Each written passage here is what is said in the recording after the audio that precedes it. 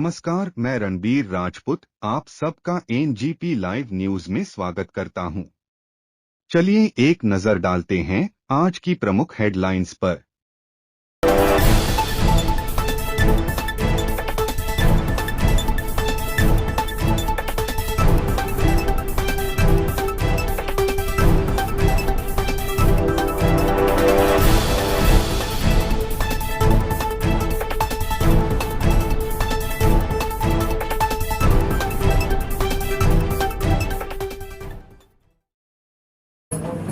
सांस लेने में डिफिकल्टी आ रही थी और कुछ भी खाने और पीने में निगलने में तकलीफ जा रही थी।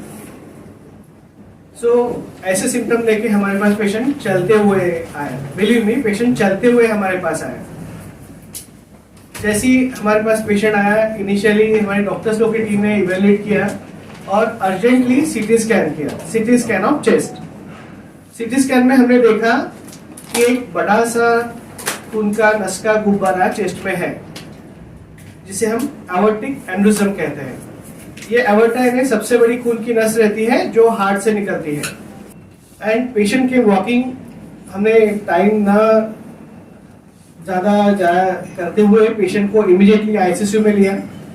आईसीयू में हमने पेशेंट को सेटल किया एंड हम लोग फर्दर प्रोसीजर के लिए आगे बढ़े।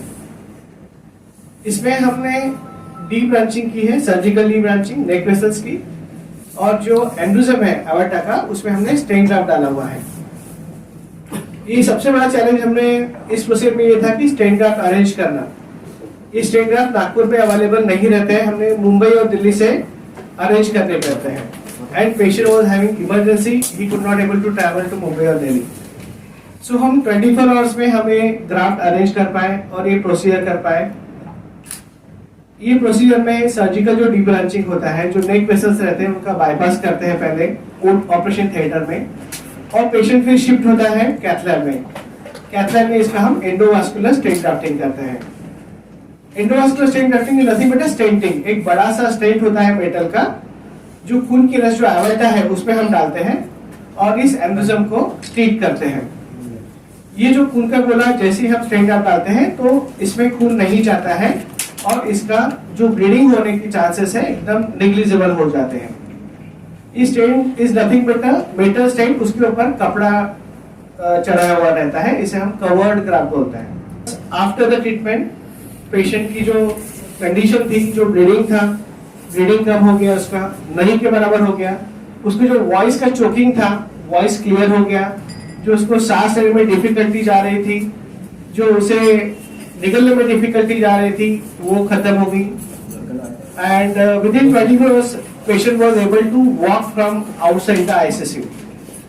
ये एंडोवास्कुलर जो प्रोसीजर है, इसमें सुई का टोक इतना छेद करके पैरों से ही हार्ट की नसों, हार्ट से निकलने वाली नसों, हार्ट की पैर की नसों में जाया जाता है और एंडोवास्कुलर प्रोसीजर की जाती है। इसको हम मिनिमली इन्वेजिव प्रोसीजर्स कहते हैं। इसमें हमें बॉडी के पार्ट्स ओपन करने की जरूरत नहीं रहती है। जैसे ये पेशेंट में हमने पैर से ही एक छोटा सा खून की नस में छेद करके पैर की नसों से जाके जो चेस्ट में एन्युरिज्म था उसमें हमने स्टेन ग्राफ्ट डाला है। बिलीव मी, इसमें हमको चेस्ट ओपन करने की जरूरत नहीं पड़ी है। पैर से ही जाके हमने इसका इलाज किया है, which is a minimally invasive treatment. इसकी वजह से पेशेंट रिज्यूम कर पाया activity and believe me, within 5 days patient was able to discharge from hospital. वो चलते हुए आया और चलते हुए वापस भेजा। तो ये थी अब तक की खबरें। हमारे चैनल को लाइक, सब्सक्राइब और शेयर अवश्य करिए और देखते रहिए एनजीपी लाइव न्यूज।